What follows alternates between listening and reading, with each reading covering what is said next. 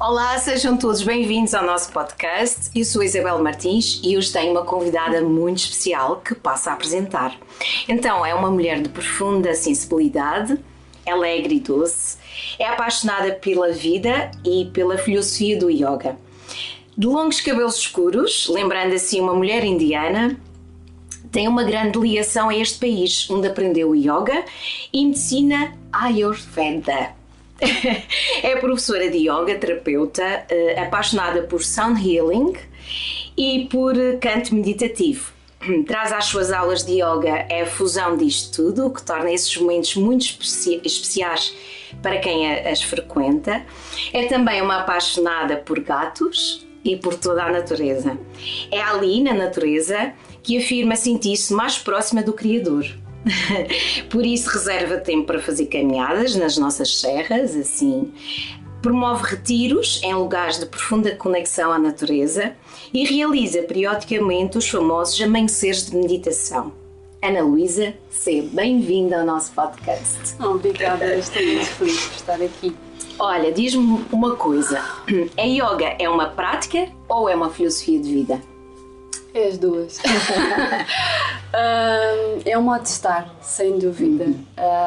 Eu não me imagino sem yoga, porque o yoga, a meditação, é a arte de sermos quem somos. É sempre uma viagem de autoconhecimento. É uma viagem de regresso a nós, à nossa essência, à nossa voz. E a prática diária é fundamental. Esse honrar a bênção que é estarmos vivos, honrar o nosso templo, que é o nosso corpo. Então, o dar o melhor de nós é viver, é sentir o corpo vivo. E o yoga, com tudo aquilo que o envolve, a respiração, a consciência, a presença, o corpo, explorar o corpo, as sensações, identificar que emoções é que estão alojadas no nosso corpo e como é que se manifestam em nós e a forma como nós nos relacionamos connosco e com os outros. Então, como vês, é uma prática constante, é uma prática diária, porque há sempre coisas novas a descobrir sobre nós e é isso que é apaixonante, é isso que me inspira. E enquanto orientadora, não é? Enquanto guia, eu adoro usar essa expressão, porque eu sinto que o estar ali para orientar e guiar e criar esse espaço nos outros e ver a sua evolução, e quando falo de evolução é viverem a vida com coragem, a coragem de serem quem são. E isso dá trabalho diário, é mesmo, não há outra forma. E quando nós entramos nessa prática diária, torna-se uma filosofia.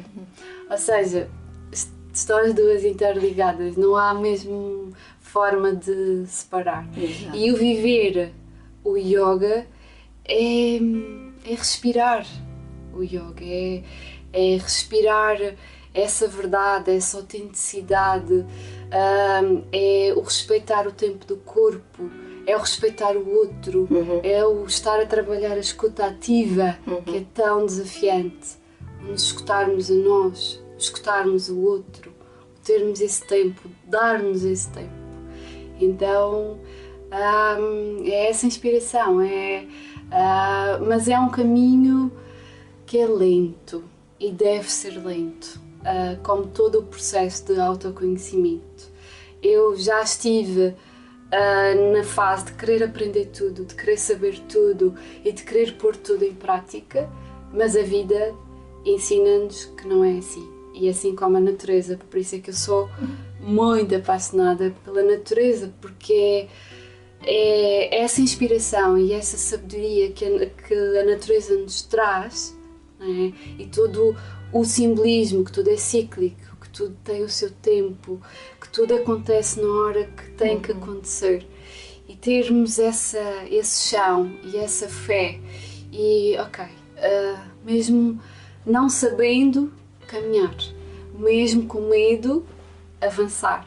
Então é isso que me apaixona. Estar aqui hoje, como tu sabes, foi extremamente desafiante, porque é a primeira vez, eu disse-te, recebi vários convites, é o falar, não é, sobre nós, sobre o nosso caminho, e já vamos percebendo depois ao longo da nossa conversa que tudo tem o seu tempo, e é mesmo um trabalho diário. É mesmo um trabalho diário. E sentiste que agora também seria o tempo de colocares a voz no mundo desta forma, sim, assim um bocadinho mais abrangente, digamos assim. E contigo, claro. Ai, obrigada. E contigo, porque não é, abrirmos esta intimidade ao nosso lado mais vulnerável, com amor e compaixão e gentileza e sem julgamento, e reconhecer que somos seres plenos e que temos todo o direito de expressar, de sermos ouvidas sem receio desse julgamento. Exato. E para mim é mesmo uma honra estar aqui contigo. Para nós é que é uma honra te receber cá e tornar audível a tua voz para mais pessoas, porque acho que de facto depois nós procuramos sempre ir escolhendo um conjunto de pessoas que de alguma forma possam trazer esse um eco da sua vida, mas que seja inspiradora também para os outros, para quem está do outro lado e que possa ouvir. Eu também sou consumidora de podcasts e gosto muito de ouvir e aprendo imenso e fico uau! E há tanta gente com tanto para ensinar. E quando eu pensei em ti, pensei mesmo, bom, a Ana Luísa é de facto uma pessoa inspiradora.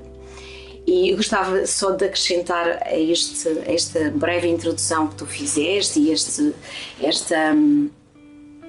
bocadinho que tu já falaste, que de facto as tuas aulas também são muito bonitas, porque tudo isso que tu acabaste de dizer tu trazes para a tua aula. A tua aula de yoga não é só uma aula de posturas, não é? De asanas pronto. Tu trazes todo esse ensinamento e é com frequência que tu partilhas também as tuas experiências de vida, as sensações que tu tens, que apelas a esse viver de slow living. Ok, aproveitem a viagem, desfrutem. Olha, ainda num dos últimos dias que estivemos juntas, tu partilhavas com o grupo. E quando vinha para cá, olhei o nascer do sol e como era bonito. E, portanto, deixar isso a quem ainda não tem essa prática é fazer florescer muita coisa internamente. E é isso bonito o teu trabalho e é isso que tu vais fazendo às pessoas, deixando sementinhas. E isso é muito bonito. Sim, eu tento sempre manter essa autenticidade e mesmo nas aulas é o passar, não é? O que eu já vivi, o que eu já senti, o que eu aprendi com isso, e para que as pessoas possam, não é, integrar como entenderem, ou se fizer sentido ou não, mas essa ressonância, esse ressoar é tão importante, e especialmente nas mulheres. E eu comecei há cerca de 1 ano e pouco as aulas de yoga para mulheres, e então é mesmo um espaço mágico onde nós ficamos literalmente despidas de qualquer julgamento, onde a voz é o templo ali. E deixar que tudo se manifeste, tudo aquilo que temos fechado a 7 chaves, tudo aquilo que ainda persiste em nós e que faz com que não sejamos livres. E há pouco, quando falava sobre o yoga, a liberdade é algo que também define o yoga. A liberdade de escolher, sem a pressão de histórias, de crenças, de traumas que nos limitam e que impedem essa autenticidade. Então, por todo o meu caminho, por todo o trajeto, eu fui vendo que não há outra forma. Quem quer ser feliz tem que ter esse compromisso de viver a sua verdade, independentemente se tem que ir à dor, porque tem, não há outra forma. Nós temos que entender a dor, viver a dor, fazer o luto à dor e deixar que ela vá para outro lugar ou se converta em algo mais especial. Ou é esse ser que me encanta. E de facto as aulas para mim são... Pronto, e tu sabes, eu fico possuída em muitas delas. Sim, às vezes é. Não, e há espaço para tudo. É óbvio que existe os ensinamentos, não é, ancestrais, toda a filosofia do Hatha Yoga, todo o conhecimento incrível que é a base, é a sustentação. E poder complementar, não é? E depois, claro, a receptividade. As pessoas quando vêm estão prontas, não há outra forma, estão prontas para receber e estão prontas para se dar à vida e sentir o corpo vivo. E sentir o corpo vivo é abrir o coração. E eu uma vez li que a palavra coragem, assim, o significado da palavra coragem, e aquilo fez-me todo sentido. Então separavam cur, de coração, e agem, de agir através do coração. E essa voz, não é, que muitas das vezes, não é, aquele aperto que sentimos e que não temos esse espaço para verbalizar, porque é muito fácil nos acomodarmos ao sofrimento. É muito fácil vivermos naquela frequência à espera que alguém venha nos tirar desse sofrimento. E tu também foste uma mulher de coragem na tua vida, não é? Porque nem sempre o teu caminho esteve ligado ao yoga, não é? Sim. E tiveste a coragem e exigiste com o coração para fazeres também escolhas na tua vida que também determinaram o teu futuro e que foram passos gigantes. Queres-nos falar um bocadinho sobre isso? Isto merece um bocadinho de chá. Tchim, tchim. Sim, à vida. À verdade. À verdade. Queres-nos falar um bocadinho, então? Sim. Esta caminhada, na verdade, eu acho que já começou desde criança. Mas eu só comecei a viver essa coragem através da doença. Antes de ir à doença, falo um pouco sobre a minha infância. Então, eu tive uma infância muito difícil. O meu pai era alcoólico, então viver com o alcoolismo é sinónimo de ter tudo condicionado. O não poder agir de uma certa forma porque pode agravar o vício, pode incentivar o vício, ou não poder dizer certas coisas ou contrariar certas coisas. Então ali a voz já começa a ser condicionada, não é? Já a mente começa a intervir em todo o processo verbal e no processo do sentir, condicionando esse sentir. Pronto. Mas eu desde pequenina sempre fui muito rebelde no sentido de ser muito vibrante. Já em criança eu adorava, quando chegava aos fins de semana adorava, ia ter com os meus vizinhos e nós estávamos sempre a brincar e a inventar, então isso era mesmo muito apaixonante e eu tenho uma memória muito doce. Ainda há umas semanas atrás na aula eu estava a partilhar essa memória que não me lembrava, que era, nós tínhamos o hábito de estar a fazer os papagaios. Então e era delicioso, era muito delicioso.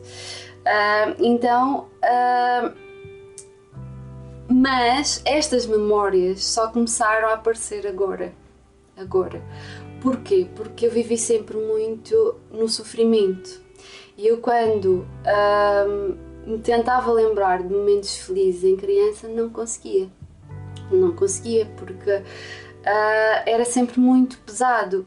E mesmo em criança eu lembro-me de fazer escolhas, ou seja, de escolher ser feliz, mesmo no sofrimento. Então eu fazia essa escolha diária. Eu tentava sempre ter um momento onde sentia que havia aquela doçura, Depois foi crescendo, não é? Foi crescendo e na adolescência aí as coisas começaram a ficar mesmo bem difíceis, porque eu sempre adorei a natureza em criança, sempre fui muito para a natureza, sempre fui muito ligada às plantas.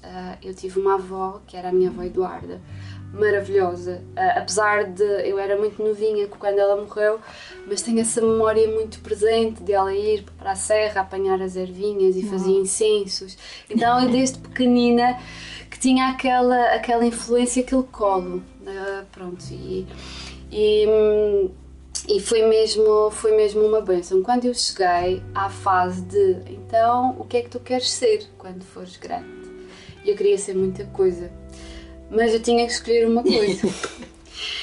E então, aos 14 anos, eu comecei a ter ataques de pânico, porque eu não conseguia, eu não sabia o que é que eu queria ser. E isso era, e conjugando com todo o medo de dizer e de falar e de falhar e de verbalizar, comecei a gaguejar compulsivamente. Eu não conseguia falar com pessoas que não conhecesse, eu não conseguia falar ao telefone, eu não conseguia ler em público. Então, como deves de calcular, o secundário foi bastante difícil, desafiante. Foi muito desafiante, porque era sempre aquela ferida, tu não és suficiente, tu estás sempre aquém porque não consegues falar, tu não tens sustentação suficiente para ser o que quer que fosse. E mesmo assim aí eu sempre mantive a esperança. E eu fiz a minha primeira meditação ainda no secundário, que era no centro informal ligado ao budismo, que ficava ali ao pé do Isal, que eu nunca sei o nome daquela rua, e então havia esses encontros de pessoas mais velhas, eu era a mais novinha, e eu senti, não, a vida não pode ser só sofrimento, tem que haver mais qualquer coisa. E aí eu tive o primeiro contacto consciente com o corpo e com a presença. E aquele sentir que, ok, mas espera lá, eu tenho aqui estas camadas todas e que eu não consigo, eu não tenho força suficiente para ser quem sou, porque na altura nem sequer sabia, pronto, aliás, nem hoje, mas ainda estou na busca. E eu gostei muito, e então aí começou a esperança e eu comecei a nutrir a fé no caminho. E eu sabia, por mais passos que eu desse no desconhecido e mesmo com medo, que o caminho iria aparecer. Pronto. E então eu mantive esse estado emocional bastante frágil, muito vulnerável, muita ansiedade, muitos medos, muita insegurança. E depois, tive o primeiro namorado que também a relação não ajudou no sentido de veio a fortalecer esse estado mais frágil, a dependência, etc. E foi quando eu fui para a faculdade, não é? Porque tinha a pressão de escolher um curso, então escolhi um curso, escolhi gestão financeira, e fui para a faculdade, fiz a faculdade em 4 anos, como deves calcular, durante a faculdade também foi muito desafiante, porque tinha as apresentações, e depois eras madeirense, e era madeirense. Acabas sempre por sentir também esse espaço de então de foi, ou seja, foi tudo muito difícil, mas sempre com fé e com esperança. Durante a faculdade eu tive a primeira experiência com yoga e foi...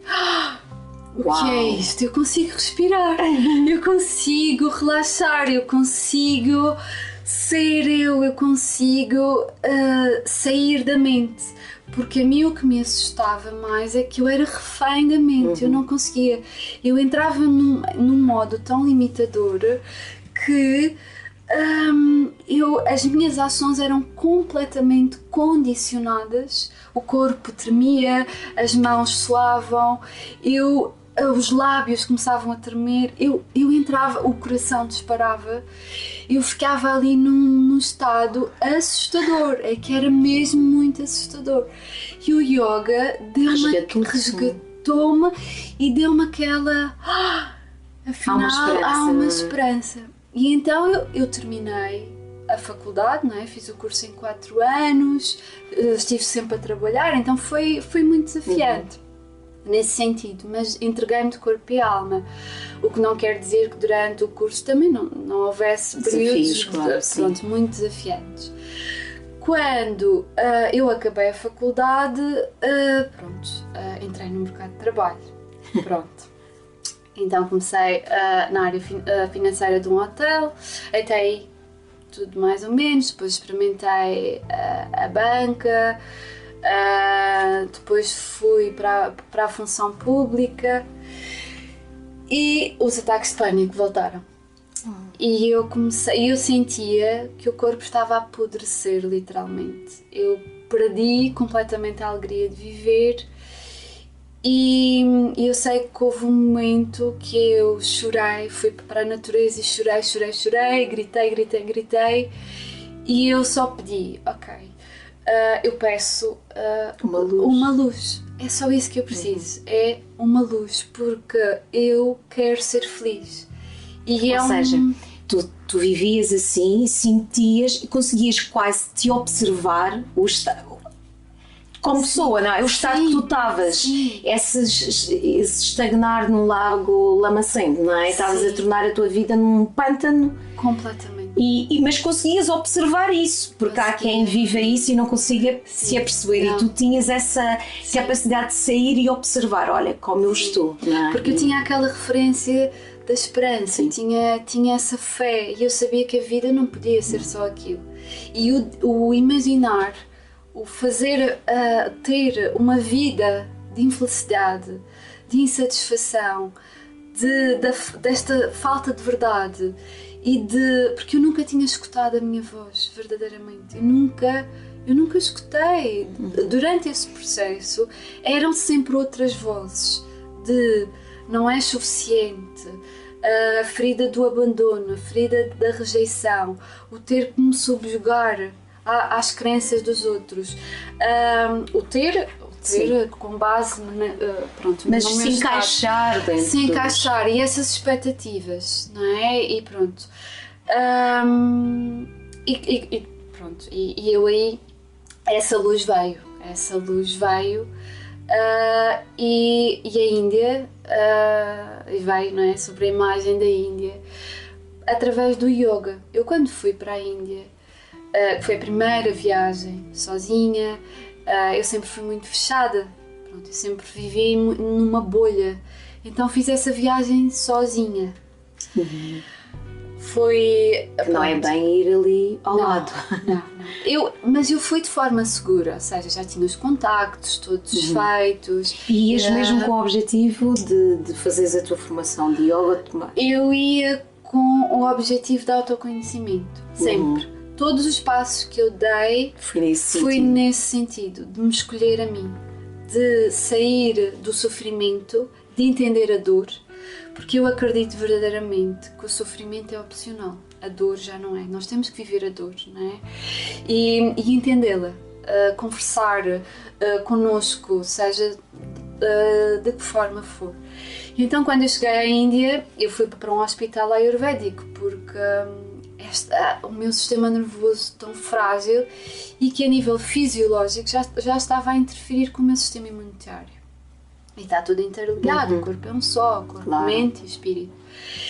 E fui muito bem recebida, aliás, a equipa toda de médicos foi ao aeroporto me buscar. Eu acho que eles sentiram, esta precisa mesmo de sustentação e de colo. E os primeiros dias eu tive vários ataques de pânico. Porque tu foste com esse objetivo de também lidares um pouco com essa ansiedade e melhorares, não é? Melhorar, sim. E aquilo foi, pronto, depois dessa fase inicial, dessa fase de stress, que foi muito grande, porque é estar do outro lado do mundo, literalmente, a primeira grande viagem sozinha, lidar com tudo aquilo, com todo aquele sofrimento sozinha. E foi aí que comecei a sentir a coragem e eu confiei, entreguei-me. Eu tenho muita fé e eu entreguei-me. E ali a magia começou a acontecer. e eu ao fim de umas semanas eu comecei-me a escutar. Eu comecei a escutar a minha voz e foi muito apaixonante e eu percebi, espera lá, tu és este ser apaixonante e vibrante, e comecei a ficar cada vez mais curiosa, e uma viagem que eu ia com o intuito mais curtinho, depois foi-se estendendo, e eu acabei por ficar lá no hospital, comecei a fazer formação e comecei a estagiar com os médicos lá, e depois já fui para uma aldeia, para uma quinta gerida por médicos ayurvédicos que tinham um centro de yoga, de yoga ashtanga, que eu fiquei lá mais uns meses a viver aquilo intensamente, pois, pronto, e claro, a experiência incrível. E então foi o sentir tudo, eu comecei a sentir tudo. Então queria viver aquilo tudo ao máximo. Portanto, vinha com aquele entusiasmo. Isso também te caracteriza, essa paixão, esse fogo, é a intensidade, essa com que tu vives as coisas. E então eu vinha com o ego. Eu agora consigo tudo que Quando vier. regressas a Portugal. Quando eu regresso a Portugal, chego ao aeroporto, recebo um pedido de casamento em pleno aeroporto. Com a minha vontade de fugir dali e dizer que não. De ganhar asas. E de ganhar asas. E a coragem voltou a murchar aí. E eu aceitei o casamento.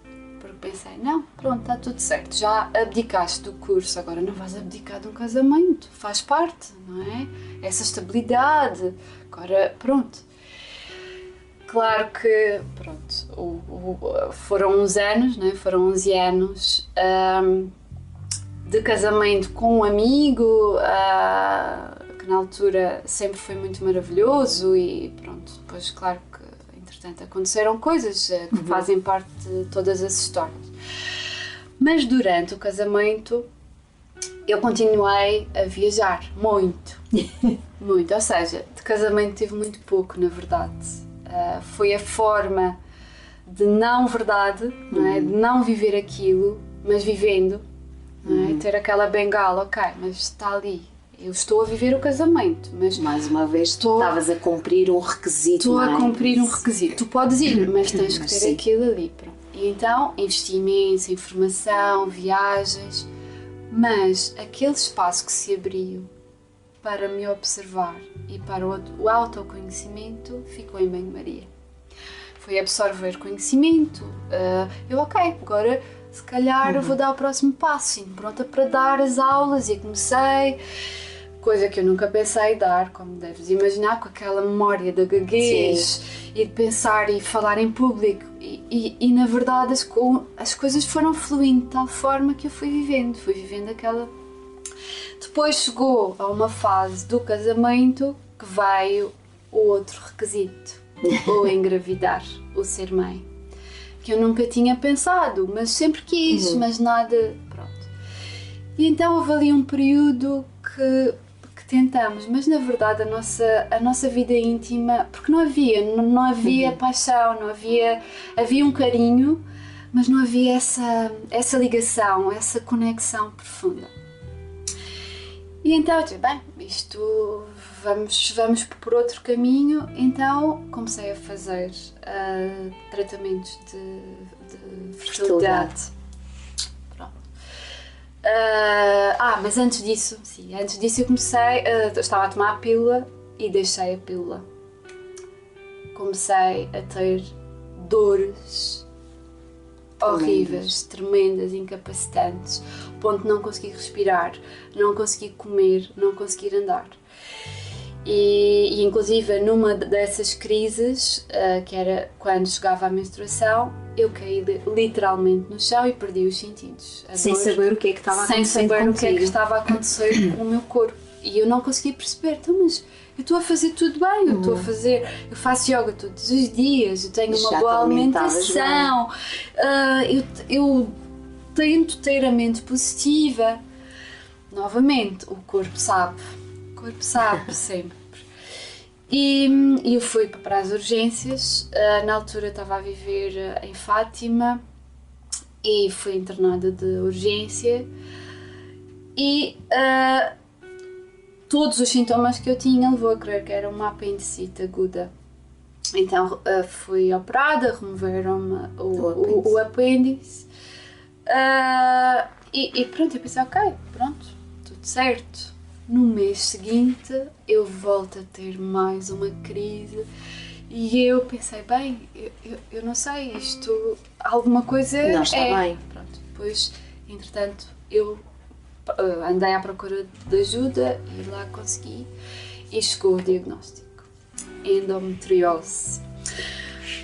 E eu comecei, e depois o médico, ele ia-me explicando que era a endometriose e que não era impossível engravidar, mas que as minhas hipóteses seriam...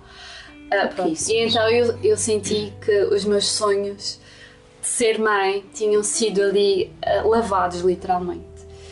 E eu novamente, a fé e a esperança, não, mas eu vou conseguir e vou procurar ajuda. E pronto, e mergulhei ainda mais na medicina ayurvédica, a medicina chinesa, procurei tudo o que era ajuda. Não resultou. Resultou em termos de dor, mas para engravidar. Sim. E então iniciei, pronto, fui para Coimbra. E comecei a fazer tratamentos de fertilidade. Foi um pesadelo. Para mim, foi levar o corpo ao limite. O limite da dor física, a dor emocional, o sentir que tinha o corpo morto, literalmente. Eu não sentia vida no corpo, eu só... E eu tive outra crise e fui operada novamente de urgências e tinha miomas enormes e aí depois disseram que eu tinha, pronto, a trompa do lado direito estava obstruída, tinha só um ovário que estava a funcionar a 50%, e aí caiu-me a ficha e eu aí, pronto, novamente mantive a esperança, mas e nesse falar com o médico foi sempre incrível, ele era tão amoroso e deu-me aquele colo e aquela segurança e aquela coisa de ok, aceita, mas eu na vinda eu vinha sempre a pensar, mas ok, esta é a tua realidade neste momento, mas já chega de fugires à dor, o teu corpo está a falar contigo, então escuta. Então o universo lá encarregou-se e criou as circunstâncias perfeitas, mas dolorosas, não é? Com situações complicadas no casamento. E houve uma delas que eu disse, não, eu tenho que me escolher a mim.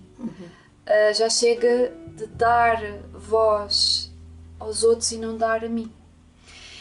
E então nesse dia eu decidi, ok, eu vou para um templo budista, estive lá algum tempo em meditação porque eu precisava de sair da mente, eu precisava de ter a coragem para verbalizar a decisão de acabou, eu não consigo manter este casamento porque não sou eu não estou aqui, eu não estou inteira no casamento, nem estou inteira para mim e eu preciso.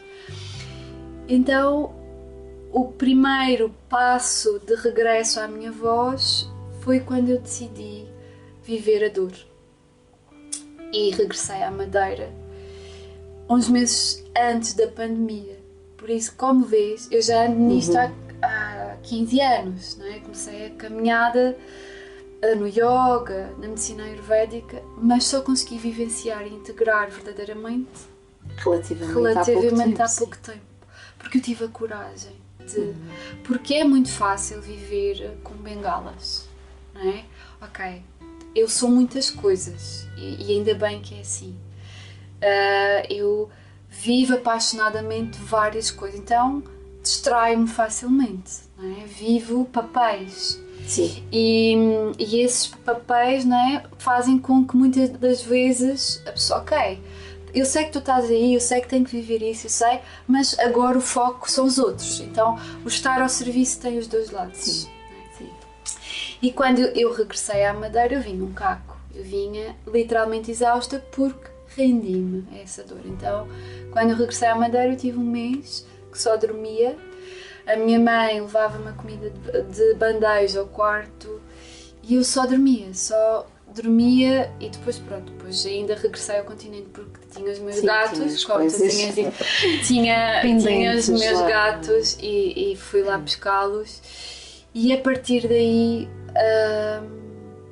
a vida surpreendeu-me de uma maneira arrebatadora, por isso é que eu sou profundamente grata à minha coragem, grata à minha humildade e de reconhecer que eu sempre fui inteira e a vida foi acontecendo, mas que eu não sou nem as histórias, nem as crenças, seja dos meus pais, da minha família.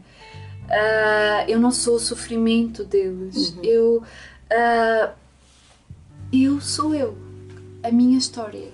Mesmo tendo sido condicionada, a partir do momento em que eu me rendi a isso, o verdadeiro processo de integração de todo o conhecimento que eu fui adquirindo aconteceu. E então veio com uma força esta vontade de mergulhar ainda mais na vida, esta vontade de ainda dançar de peito aberto com a vida e de manter esta fé que o chão aparece quando nós damos um passo e claro, as pessoas são de facto uma grande fonte de inspiração. Eu sou apaixonada por pessoas, eu sou apaixonada pelos processos das pessoas, a criatividade, quando as pessoas se abrem a essa criatividade. E eu comecei a cantar na pandemia. Eu nunca tinha cantado. Eu aprendi 20 e tal instrumentos na pandemia. E claro, isso levou-me àquela memória que eu também, na aula, como tu disseste, eu faço essas partilhas. Que essa memória estava fechada a 7 chaves, que era, eu com 5 anos, eu tinha um gravador e então todos os sons diferentes, da chuva, os canos, o vento, os pássaros, eu já com 5 anos eu gravava, eu tinha cassetes, eu gravava nas cassetes e eu já tinha essa referência, ou seja, o sound healing para mim, a cura através do som, que é a capacidade de irmos até à natureza e de recebermos essa cura, não é? Essa presença, essa força que a Mãe Terra nos dá. Eu já desde criança que tinha, ou seja, tudo aquilo que eu sou, a vida de sonho que eu vivo hoje, era aquilo que eu era em criança. Mas a vida foi acontecendo de tal forma que eu fui condicionando. E eu afinal já sabia quem eu queria ser. Eu queria ser a Ana que canta, eu queria ser a Ana que ama a natureza, eu queria ser a Ana que adora estar ao serviço. Eu queria ser tudo aquilo que sempre sonhei e que sou agora, porque é a minha natureza e essa natureza já estava. Agora, com certeza tu irias fazer esta pergunta, mas já me vou antecipar. Então, como é que eu lido com o facto de aquela nuvem, não é? E aquela pressão de não ser mãe? É uma dor. Essa dor nunca vai desaparecer. É uma dor que tu integraste, eu acho que e vou responder. Sim. Trocamos os papéis. Mas eu acho mas é o que eu sinto, que tu canalizaste tudo esse amor para outras áreas e para esse cuidado. Eu acho que tu canalizaste esse amor, tu és mãe de outra forma. Sim. E isso também é ser mãe. É o que eu sinto. E cada vez mais, outro exemplo disso é um projeto informal, ainda não é oficial, que é o projeto Sementes de Amor, que eu criei há um ano, que é um trabalho extremamente apaixonante que eu faço com as miúdas de uma fundação. Então foi aí que eu me senti mãe pela primeira vez, porque e é inevitável me comover, porque são miúdas que foram retiradas, não é, aos pais biológicos, à família. Então, o estar com elas, o partilhar tudo aquilo que eu sou, o dizer que é possível sentir leveza na dor. Porquê? Não é o estar a dizer, não, vocês nunca mais vão sentir dor, a vida é um mar de rosas. Sim. Não. A dor não é opcional. Nós vamos ter sempre momentos de dor. Agora, mas tu podes escolher a forma como tu queres. Podes escolher e podes canalizar essa dor. E eu escolhi canalizar essa dor para o amor. E eu vivo esse amor diariamente. Eu literalmente faço amor diariamente com as pessoas. E o estar ao serviço é fazer amor com as pessoas. É viver essa verdade. E sem receio de sentir. E aquilo que eu partilho e tento chegar às pessoas é isso mesmo. É que é possível sentir a leveza na dor. É possível ter essa consciência que a vida é uma bênção. É uma bênção estarmos vivos. Esta dança sagrada e viver com as pessoas, para as pessoas. Os amanheceres de meditação que vai de encontro a este meu sonho, que eu acredito num mundo mais sustentável, num mundo consciente, num mundo mais feliz. E eu comecei em plena pandemia. Sim. Pronto. Sim, bem lembrado.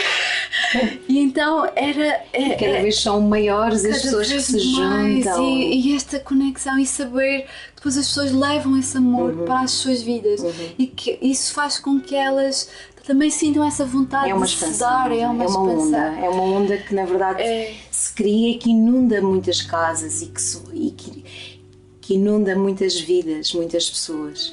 E de certa forma, Ana Luísa, os amanheceres, não é? Um novo dia é sempre um renascimento. Sim. E eu acho que essa tua paixão por esse projeto tão bonito tem a ver com esse renascimento e com o renascer a cada dia, porque tu também te renasceste. Renasce-me todos os dias. Exato, e isso é uma coisa que te caracteriza muito, esse renascimento, porque eu acho que nós vivemos muitas vidas numa vida só. E esse relato que tu fizeste aqui hoje, e esta partilha, tem a ver com isso também, que é possível renascer e nascermos mais inteiros, mais verdadeiros, mais alinhados com o nosso propósito, não é? Com aquilo que nós, quando nós sentimos essa voz interna e permitimos ouvi-la e segui-la, ok, vamos embora, vamos. E esse teu depoimento, este registro, de facto, é essa verdade, que é possível. E és o exemplo vivo disso. E é um caminho bonito. Bonito, não só no sentido da beleza, mas é um caminho de inspiração. Porque não há ninguém que cruze a tua vida que não se sinta inspirado. Eu vejo isso nas outras pessoas, eu gosto de observar isso, e eu própria também, no caminho, no nosso cruzar de vidas também me inspiraste muito, e vejo isso que tu fazes na vida das pessoas, essa sementinha que tu deixas, e esse projeto bonito que estás agora com as jovens. Olha, nós já estamos a chegar ao fim. Meu Deus, tantas perguntas. Era tão muito acho que aprofundarmos. Porque tu és uma ótima convidada. Tu nem precisas. Não, mas acho que depois vamos mesmo combinar um dia para tu voltares e falarmos de algumas coisas que poderíamos aprofundar tanto, esta questão da endometriose. Sim, que hoje celebra-se pela primeira vez em Portugal, que é algo histórico. Hoje, no dia 1 de março, que é o dia que estamos a gravar. Que é o dar voz, e tu escolheste sem saber, e está tudo certo, está tudo alinhado. E é realmente o estar aqui no dia 1 de março, o ser assinalado a nível nacional o dia da endometriose, o dar voz a tantas mulheres que não têm voz, que vivem num sofrimento que não é reconhecido, que não é dado o devido valor, que não é dado esse amor a essas mulheres. E que é uma coisa tão limitante, não é? Como doença é muito limitante. É limitante e castradora enquanto mulher.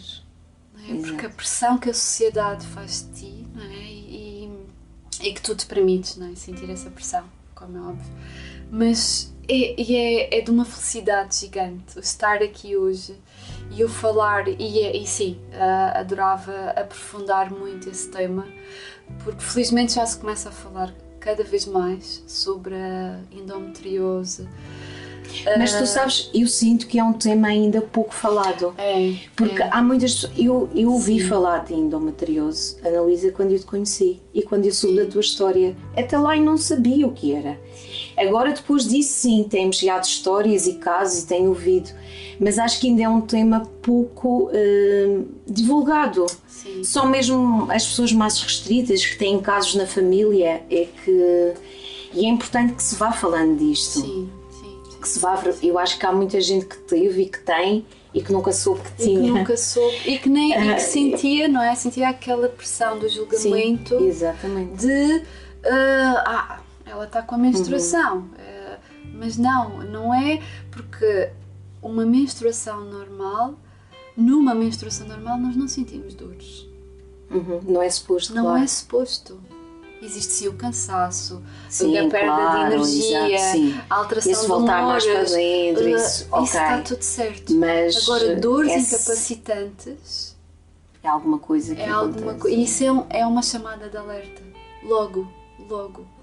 E hoje deixamos esta pequena voz, mas havemos de explorar isso mais.